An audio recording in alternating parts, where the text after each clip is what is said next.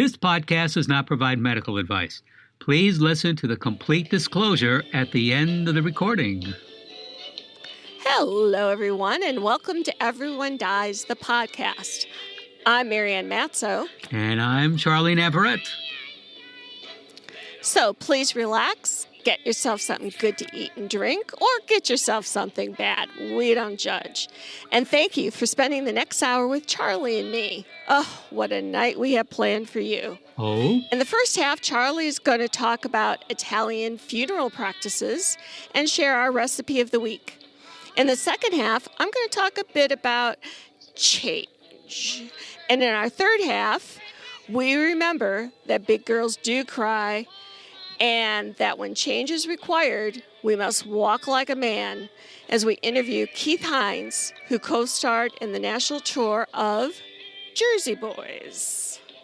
So, Charlie. Yes? We have a New Jersey Italian sub-theme this week. Oh? So what are some of the traditional Italian funeral traditions? A severed horse head. Oh, no, sorry, it's not. That's not really. It's just in The Godfather. Listen. No, that's just a business practice. That's right. Not It's nothing personal. It's business. Yes, You're right. Death is treated in a practical, realistic, and dignified way by the Italians. Not the ones I know, but fine. Now, one Italian superstition is that the souls of the dead never actually leave the earth, which really cuts down on baggage and transfer fees. To make sure they leave successfully, it's...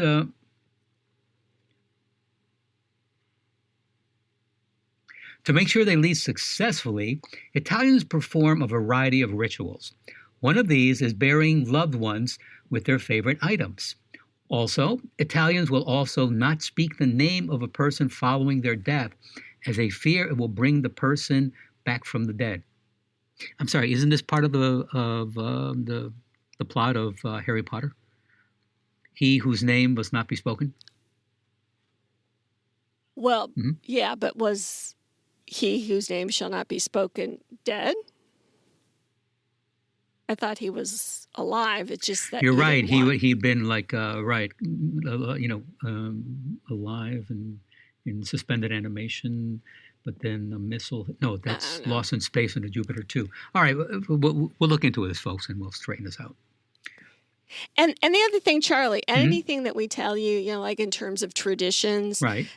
It's not everybody. Right. It's like these are the general traditions. Some people followed them. Some people never did. So Don't write to us and say, but we don't do that. These are just these are things that have been traditions. May not be followed still. Exactly. Maybe. Yes. I don't know. Right. So going back to fear, it will bring back the person back from the dead if you pronounce his or her name. As soon as people hear of a death, traditionally, they will take food around to the home of the deceased's family. This food is then eaten by both the family and offered to any visiting guests. Typical example of good foods. Typical examples of food gifts include wine, fruit baskets, casseroles, desserts, and a gun placed behind the tank above the toilet. Oh, no, wait, that's The Godfather. Again, sorry about that. Okay. The religious traditions regarding funeral homes and burials typically follow Catholic rules. At the cemetery, mourners gather around the gravesite. It has been known for the widow of the deceased to try to jump into the grave with their loved ones. I've never seen that now, happen. I will tell you. Yeah. I will tell you from experience. Right. Having been married to a Italian from New York, that when we would go to funerals in New York, there would be sort of like, I wonder if she's going to try to jump in the grave. Because it would be kind of a dramatic moment. People would have to hold her back. No. So those final moments can be quite dramatic. Right. But I've actually never seen anybody jump in the grave either. But it's always like, will it happen or not? Me too. I have been to several Italian funerals, and I've never seen that happen. Though at a couple funerals, I wish I had. Often, each mourner will. What? Oh, I'm not saying nothing. I'm just sitting here. Often, each mourner will toss a handful of dirt or some rose over the casket. In Italy, it is quite rare to be buried in the ground due to a lack of space. Instead, graves are stacked in concrete mausoleums, which actually that's true in New Orleans too. But that's because of the water. Right. Yeah. Right. So, different reason. Same for different outcome. reasons, exactly, yes. An important part of an Italian funeral is the food. Our recipe this week. Oh my God! Let me tell you. Oh yeah. Having gone to it like you don't want anybody to die, obviously, but there is great consolation in the meal afterwards. Mm-hmm. Yeah. Just saying. Yeah. Just saying. And with that, sorry, I started thinking about the food. Our recipe this week is for baked stuffed shells. Now, let me try this in Italian. Baked stuffed shells. Consigli ripieni al forno. I look forward to your emails about my pronunciation of Italian.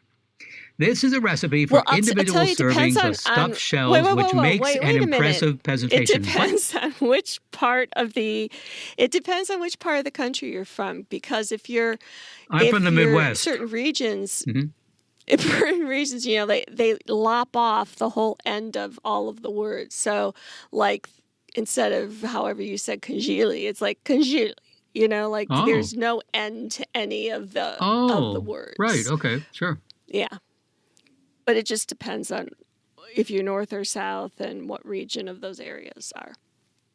So I'm very sorry to have interrupted your stuffing of your shells.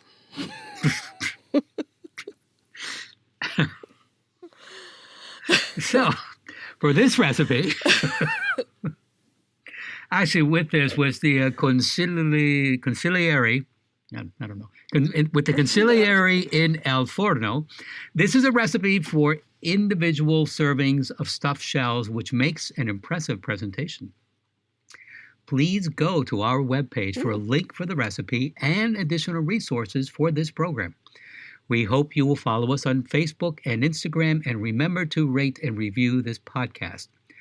As a nonprofit, we are always thrilled to accept your donations, preferably in a white envelope that says lots of luck. Please go to our webpage and donate and support our work, everyonedies.org. Not that everyone dies, though eventually, of course, everyone dies, but write the number one. You know what? Let me just start all over again. dies.org. So that's how you contact us, please. Yes. Marianne? Yeah. So Charlie's going to introduce our guest, but first I wanted to talk with you a little bit about why we invited him to be a guest on our show. There are a lot of situations besides serious illness and death of a loved one that puts us in situations where change is required from us. And, here at Everyone Dies, we talk a lot about serious illness and getting a diagnosis and death and dying and grief. And so, yes, that's our focus. But change is required as a sort of a condition of being human. And sometimes we may welcome the change, but for most of us, change is really hard. I think that by hearing how different people think about how they're going to go about making drastic changes in their lives can help us consider how we're going to adapt and make changes in our own. We must adapt so that we can survive and live the best life that we can. Despite the reason for our needing to adapt to changing situations, we should remember that change is hard work, and the rules and the sense of normalcy can change daily as we're going through change. And For that reason, we invited Keith Hines to be our guest. So, Charlie, you want to introduce Keith to us? Yes, and I would just like to add, with Marianne said, it can be, of course, we talk about death and different diseases and illnesses, but even just simple aging is a change in your life. And with that, everyone dies is pleased. Are you getting old, Charlie? Are you saying you're getting old? No, but I am getting older. I feel my body changing. I can't I can't do the 4-minute mile. Okay, to be honest, I never could do a 4-minute mile. I could drive a 4-minute mile, very quickly, but if there were no lights, or sometimes late at night, even in 4 minutes, even if there were lights, it was Detroit after all. But we change. We change. So everyone dies is pleased to welcome Keith Hines to our show. Keith toured for 3 years with the National Touring Company in Jersey Boys in the role of Nick Massey. He played Gaston in Beauty and the Beast for Disney and originated the role of Thomas Jefferson in 1776 and the role of Nick Massey in Jersey Boys, both at the Mooney. We hope you learned something new from our interview with Keith. There's lots of situations besides serious illness or death of a loved one that puts us in situations where change is required. I think when we listen to how other people make decisions about how to follow different paths or what things people consider when they decide to make a change can really help us to make adaptations when we're required to. And so, Charlie introduced you to Keith Hines. And Keith, I really want to thank you for taking the time to talk with me today. Absolutely. I'm happy to be here with you. Thanks. So I know that you put a heavy investment into your future of singing and acting, and that really started as a young boy. Can you tell us that story? Yeah, sure. So the arts were the first thing I was ever any good at. And honestly, I wish there was a more interesting story than that, but it just started as, some teachers calling my parents and saying, we think Keith is a potentially very talented musician and he should put some attention on it. And my parents followed their lead and hooked me up with some teachers, and my love for it grew, and it just kind of snowballed, and ultimately ended up at Oklahoma City University to study musical theater with Florence Birdwell, and got my master's there in music, and then made the leap to New York City and studied acting there, and spent my 20s auditioning, and I had the good fortune of building a career for myself that I've been very proud of. And that's kind of it in a nutshell. Now, didn't your mother, I know Keith's mother, so, that's why he has to do this interview with me. But didn't your mother tell me that that your teachers thought that you were so talented that they said, he needs to stop football and stop these other things and really devote himself to music? Is that not a true story? Yeah, it's a variation on a true story. It's the telephone game. But it's really not far off. What had happened was I was a late bloomer. I was born prematurely, so puberty came very late for me. And I really, in hindsight, think that was part of God's grand plan for me, because living in Oklahoma, had I been like now, I've grown into I'm 6'3", 225 pounds. I consider myself to be an athlete. Had I been the person I am now then, I don't think I ever would have had a future in the arts, because I would have been lost in sports.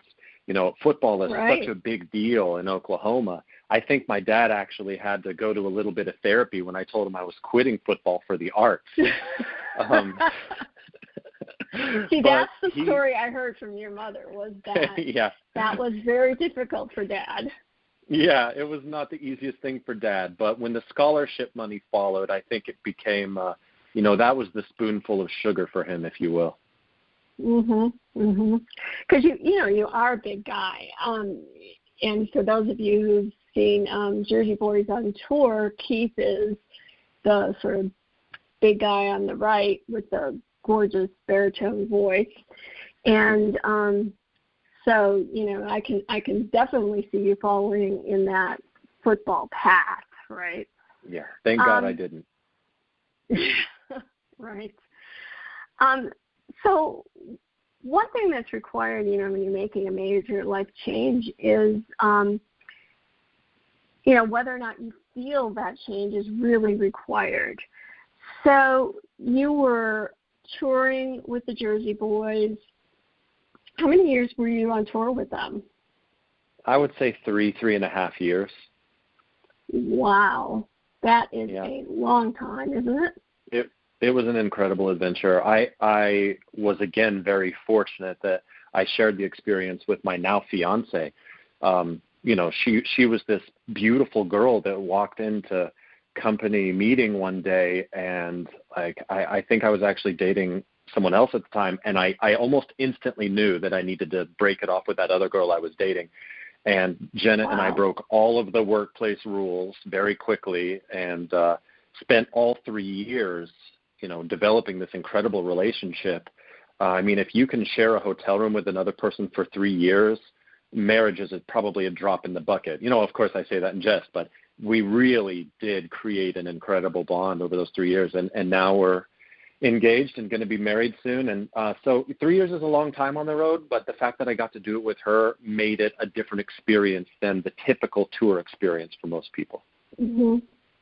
Well, I was thinking more in terms of the same lines, the same songs, the same moves, like a lot of the choreography, because it's 4 of you, is very scripted. So it did not get monotonous for you? Well, there's this beautiful spiritual thing that happens when you get that familiar with material. It lives and it breathes, and that's the exciting thing about theater. Movies I'm a movie file. I love them, but they're not alive. In the theater, it can be different at any moment on any night. So yes, it's the same choreography and the same songs, but there is spontaneity in it. And that's actually what I'm going to miss the most. So no, I wouldn't say, just like any job, there were days when I don't want to go to work today. But once I step on that stage, almost without exception, it's like an escape. It's like I leave myself, and you get to exist in another world. And that never lost its fun. I guess I can see that. And plus, though, it's a fun show, and your part that you play in it. It was funny when you said that if you can live in a hotel room for 3 years. Isn't that what just pushed your character off over the edge? Was the hotel room? Yeah. Thank God Jenna didn't use all the towels, right? Right. And those itty bitty soaps. So Jersey Boys on tour for 3 years, and we're heading into the pandemic, and all of theater closed down. But for whatever reason, you had already made a plan to leave Jersey Boys. Can you tell us about that? Yeah, sure. So there was a kind of a large chunk of time between when I left tour and when I made the plan to transition. It was just a few years, but I spent some time in Los Angeles, tried to dip my toes into the TV and film industry, just to get get a sense of that vibe, and ultimately didn't very much enjoy myself. I think a lot of it had to do with the fact that Jenna was still in New York, and that's a lot of land between two people who want to be together. So I moved back to New York and really had a string of awesome luck. I originated the role of Nick Massey in Jersey Boys in the world regional production of Jersey Boys at the Muni Theater, which was incredible. That's maybe one of my favorite theatrical experiences of all time, at one of my favorite theaters of all time. And I worked on a cruise ship for 6 months working for Disney. And then I went back to the Muni and did 1776, and then I rejoined the company of Jersey Boys in New York City. But somewhere in there, I think it was right between when I left the cruise ship and when I started at New World Stages doing Jersey Boys in New York City, I had to have a very serious conversation with myself. You know, I was 34 years old at the time. My fiance and I were talking about, wanting to build a family together. And, as you can see, just listing my work opportunities in that short amount of time, I was contract to contract. And, the interesting thing about being an artist is it's very much faith-based. It requires you trust that you will just keep working and someone at some point will find value in what you're creating and pay you for it. You just have to trust that it'll happen. And it was happening. But when I played the movie of what the next, 45 years of my life would look like if I committed to this lifestyle, was I prepared to handle the lows that inevitably come no matter how successful an artist may be? And that kind of that watered the seed, that started that was the very beginning of the transition. And I played both movies in my head. What if I continued as an artist? And there were times when I had to wait tables with 2 kids at home for a year in between jobs, auditioning all the time. Is that something that I could stomach? Or is there something I could do that would provide me equal amounts of passion and 5 times the security that would put me in a place where I could put 2 kids and a wife in a house I'm proud of and have cars and just provide a lifestyle that I can be proud of providing and build a legacy that is more guaranteed. Nothing in life nothing is guaranteed, but more guaranteed than the artist lifestyle. That was really the fork in the road and the context of the decision I had to make. And so when you looked at those 2 movies, spoiler alert for the listeners, Keith said the artist lifestyle was not going to do that, correct? Yeah, that's correct. And so you decided to do prereqs and apply to be a physician's assistant, to go to school to be a physician's assistant. Now, that why is correct. That? Well, I have... why not a nurse, Keith? Well, as you well know, I was raised by a nurse. I have a sister who is a CNA. I always say that if it weren't for nurses, the world would stop spinning. I watched my dad just have some heart surgery, and really, the nurses were the ones that were holding him up. So I just have the utmost respect. My daughter is a nurse on that post-anesthesia unit at St. Anthony's where your dad was. You're kidding me. No. I wonder if I met her. She's beautiful. What a small world. Did you meet a beautiful nurse? Well, you're going to get me in trouble here if I answer that question. Well, that's cool. That's very cool. It's a very small world. But yeah, I ultimately decided that you're holding my feet to the fire on this one. I'm not escaping. Well, I ultimately, it's a legitimate question, and I ultimately decided that the medical model was something that really interested me. I want to get into the nitty-gritty of understanding what's happening on a molecular level and understanding how to assess and create plans based on medical treatment. The nursing model is imperative in the healthcare system, but I really wanted to dive into the medical model.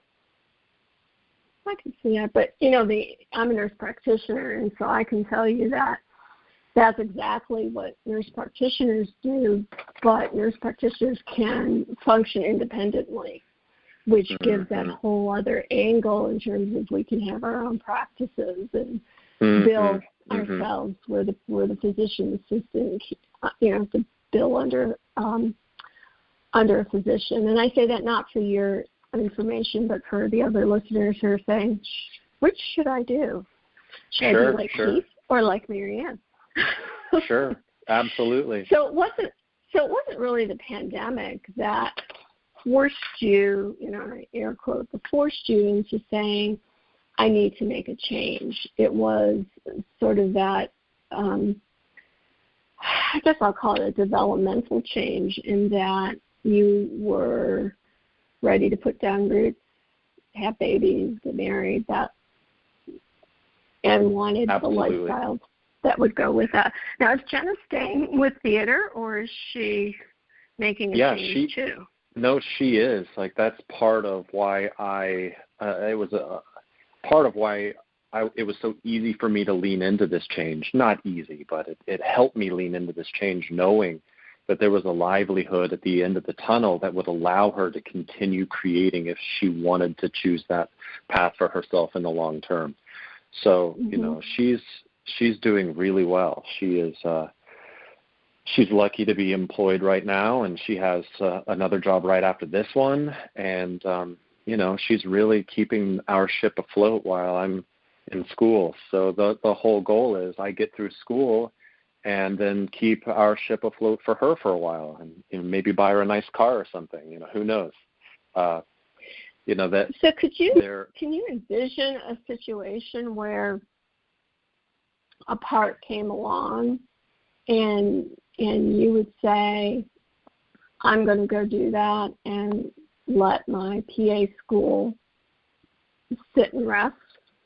Good Lord, Marianne, that's a million-dollar question. Have you played that movie in your head? I would be lying if I said I hadn't played that movie in my head, yes. And the conclusion I come to is that, what I say is the door's shut, the door's not locked. So if the right opportunity knocked on the door, I don't think I would be willing to put PA school down, just because you have to finish it. You have to go from A to Z. There's really no backing out in the middle and then picking back up in the middle when you're ready to go back to it. So I think once I push play on PA school, there's really no turning back until after PA school. But I do have a longing. I do have a hope that maybe someday there's the possibility I can dabble in the arts still. Maybe there's a world where I could be a working PA who, has a Broadway show at night and on the weekends. I don't know. I have so much to learn, but the artist bug very much lives in me. It's not going anywhere. I'm very happy to be making the changes. That's why they make community theaters, for all of the people who, couldn't make it in New York or didn't have the ability to, all those scenarios. Because I used to do community theater when I lived in Massachusetts, and there are some phenomenally talented people, out in the suburbs that, all that they really have the time for is the community theater gig. But man, there are some talented people there. Absolutely, and that might be the reality for me in the future. But I kind of hope that, because there are communities across the country that have incredible theatrical opportunities, St. Louis, Kansas City, and so there's a world where I still hope to have the ability to do professional theater. But I would also be very content if I didn't.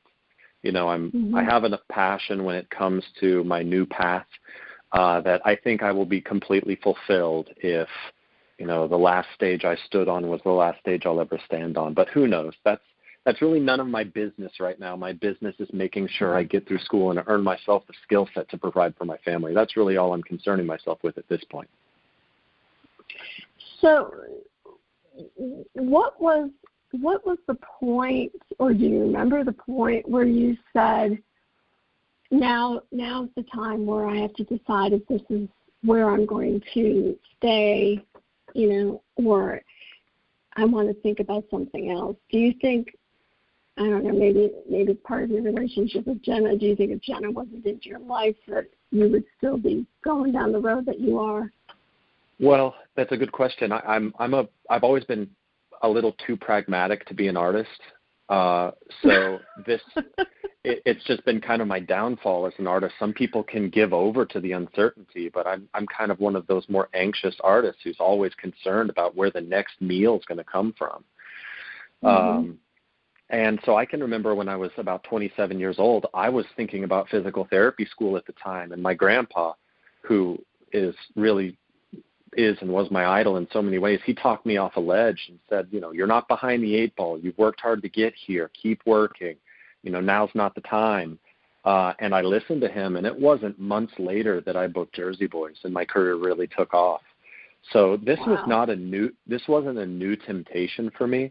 But I think with age, and yes, you're right, with Jenna and the possibility of family, when I was coming off that cruise ship, that Disney cruise ship, it was a great job, but I went back to printing hundreds of headshots and hundreds of resumes and stapling them and cutting them, knowing that out of those hundreds of resumes, headshot resumes, I might get 1 or 2 jobs out of them, maybe if I'm lucky. And that grind is exhausting. So that was ultimately the tipping point when I opened up conversation with, my family and my mother-in-law and my father-in-law, my future mother-in-law and father-in-law. And everybody just kind of put their hand on my back and said, we give you permission to make that change if you need to. Because, for me, it felt a little bit like I was walking away from a dream. And when they really put their hands on my back, it just gave me that little bit of support I needed. And it was, there's one conversation I'm thinking of specifically. The next morning I was on the phone with LaGuardia Community College enrolling in prerequisites. So yeah, it was really just facing again the reality that there were going to be hundreds of auditions that led to nothing again and again and again and again. That's a hard reality for someone like me to deal with. I think that's a hard reality for any human being, and in multiple situations, Keith. Like you could have, I don't know if you're familiar with oncology, where people will have what they call scan anxiety because protocols for cancer follow-up is every 3 months or 6 months or 9 months or a year, they go for their CT scan with contrast to see, is anything growing? Has anything changed? And right before that happens, many people fall apart because what if it's there? What if it's back? What am I going to do? How will I cope? Do I want to do this change? It's sort of the same scenario, only different between diseases or life choices or staying married or not. I mean, you can kind of fill in the blank, but it's still that uncertainty. Am I doing the right thing? Am I being true to myself and my values? Am I compromising something? I mean, we spent so many years training and taking classes, and, there's this tremendous body of work, and, we can really mess with our own heads in terms of, so what decision is the right decision? And then you make the decision. I know many, as a nurse practitioner and working with people in palliative care, that a decision gets made, but then there's always that Monday morning quarterbacking, but did I make the right decision? And, like you talk about it, there's a certain amount of faith, faith in yourself, faith in the universe, adaptation, realizing that, I guess, in order to survive, we really do have to change and sometimes make some hard changes. So, it's kind of all of the same process, but we're all left with that feeling of, is this the right thing? And I don't know that, I'm 64, but I'm not yet at the point where I can say, Oh, it's at this point that you can look back and you can say, yeah, it was right or it was wrong, because I still haven't come to that point. So I don't know when that point is or if it ever does come. Who knows? Certainly not me. Okay. But I do know that people that I admire, people that I spend a lot of time listening to, I've heard them say that when you're dialed in, when you're in the right, when you've made the right decision, things feel like they're clicking. Things feel right. Like the cliche, your gut knows best. And that notion really helps me accept this change, despite, like you said, that nagging doubt, so that inevitably comes up. But if I can let my thoughts drift through and get my mind out of my own way, my gut really is confident that the decisions I've made are the right ones. It feels right. Things are clicking. Right, and so there comes that point where you tell the rest of your, the rest of the parts that are interfering with your gut to just be quiet and go along for the ride. Absolutely. We know this is right, so be quiet. Sit down and be quiet. Yes. Yes. Thank you for your time. Now go away. Exactly, right? Yeah. So from this whole experience, do you have any final thoughts for our listeners in terms of when they're faced with difficult decisions or difficult choices, how to move forward? I listened to a few of your podcasts in preparation for this one, and I think I'm really glad that this conversation about palliative care and death and is normalizing, because it's not just people who are in those circumstances who stand to benefit from these conversations. It's everyone. When people who have the good the fortune of being healthy listen to conversations like the ones you have with your guests on your podcast, it reinforces the idea. It reinforces the importance of urgency. We have our health right now, and yes, life gets hard and decisions are hard to make, but time is very limited, and we just have to be urgent. We have to do everything we want to do, and there's no time to hesitate. So through mindfulness, meditation, prayer, whatever it is, I think it's crucial to get through these, get over these hurdles and get on with life, because we want to make sure that when the hammer of poor health inevitably falls for all of us, we look back and we're proud of what we accomplished. So just the importance of urgency. Do everything that you're curious to do while we have the ability to do it. Right, and that I think probably was really reinforced when your dad got sick. Your dad was at the point of retirement, and he had a major heart attack. Was that what happened? He was going to have knee surgery. Oh, that was it. They found it. Yeah, that was it. Yeah. I'm sorry, they did a cardio workup on him. Yeah, no, that's it. And that knee surgery was like a lottery ticket, because we wouldn't have known, had they not done a cardio workup in preparation for the knee surgery, that he had any issues. He was asymptomatic. So, but exactly, you never know. Urgency is crucial. Now. Right. And I think that, I see so many people who put off for tomorrow with the assumption that tomorrow is going to be there. And I know from my own life experience and my own, 45 years as a nurse, where there's no guarantee about tomorrow and there's no guarantee about 10 minutes from now. And so if we can learn to say, I love you often and forgive people quickly and, sort of keep that clear communication. And for instance, I always tell my kids when I drop them off at school, I'd always say, make good choices. Make good choices. Absolutely. We're building our legacy now, and it starts with being kind and making good choices. Right. And I also think avoiding the temptation of giving in to dopamine rush, like the id, like the desire to sit around and watch TV or play video games, like the chasing of short-term joy. I think that's a real trap too.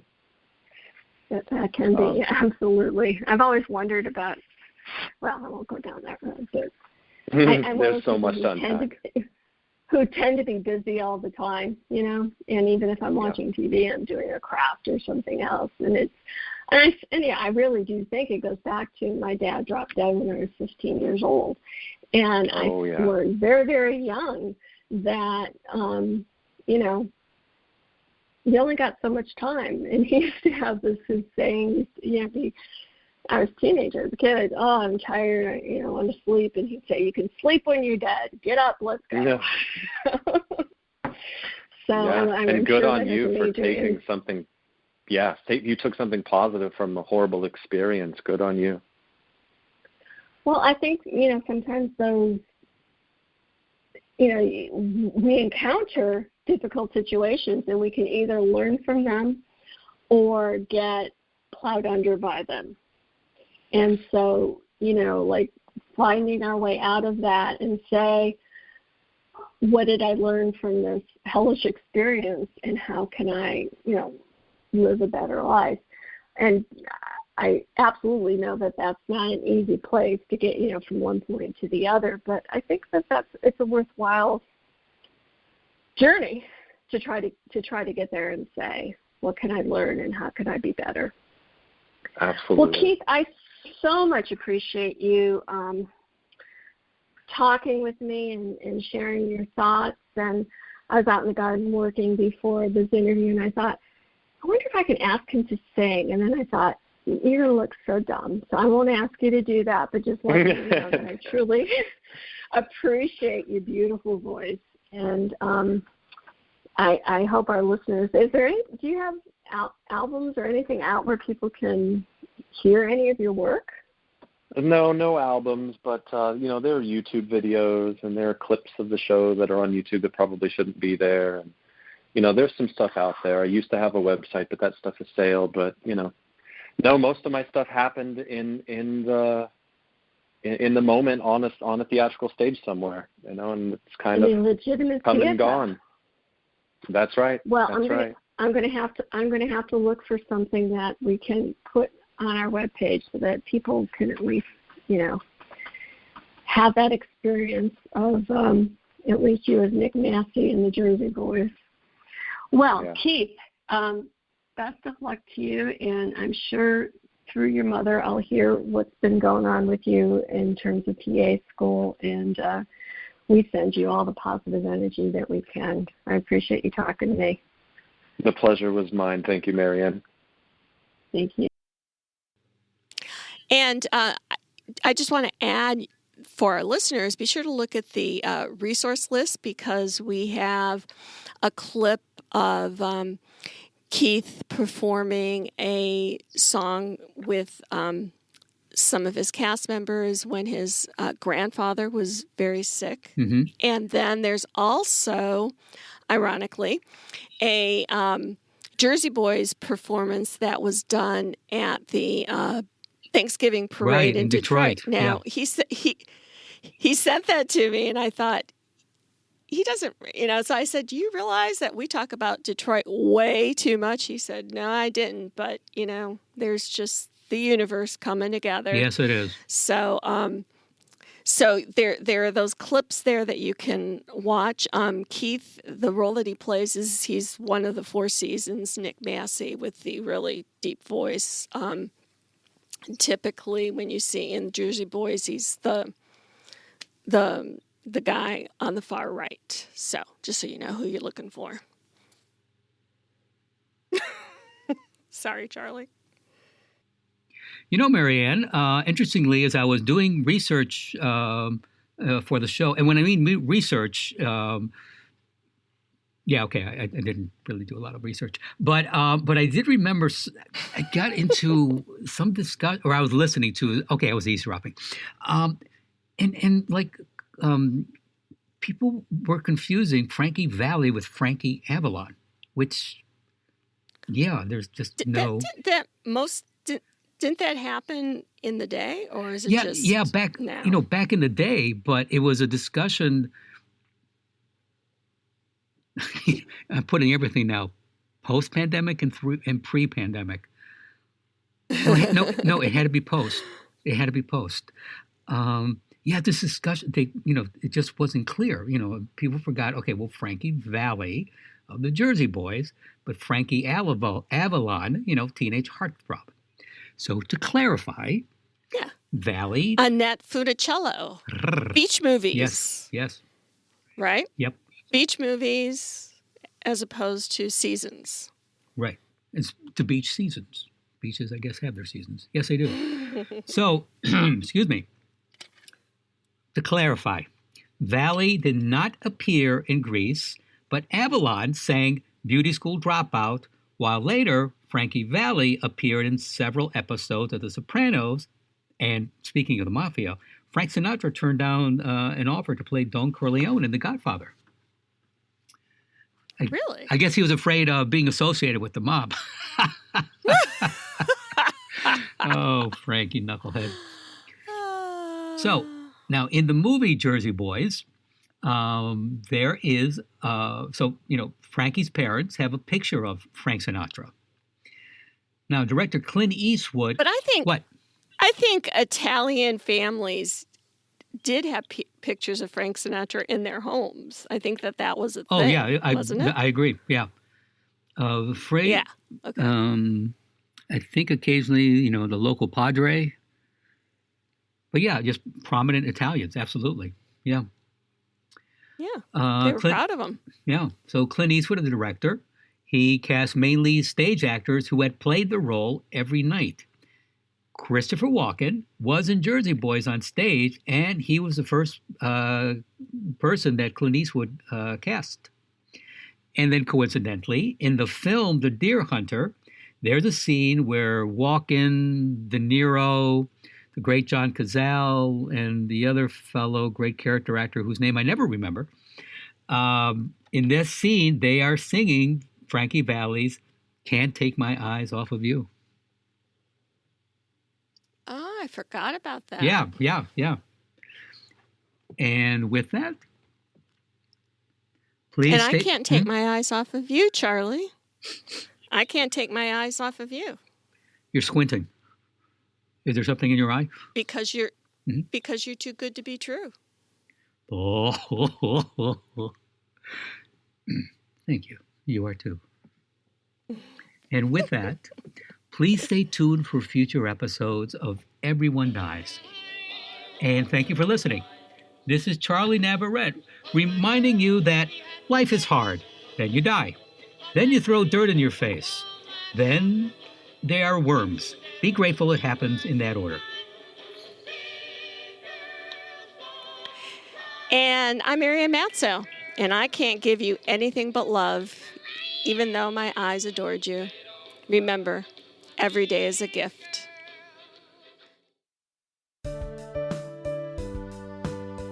This podcast does not provide medical advice. All discussion on this podcast, such as treatments, dosages, outcomes, charts, patient profiles, advice, messages, and any other discussion are for informational purposes only and are not a substitute for professional medical advice or treatment. Always seek the advice of your primary care practitioner or other qualified health providers with any questions that you may have regarding your health. Never disregard professional medical advice or delay in seeking it because of something you have heard from this podcast. If you think you may have a medical emergency, call your doctor or 911 immediately. Everyone Dies does not recommend or endorse any specific tests, practitioners, products, procedures, opinions, or other information that may be mentioned in this podcast.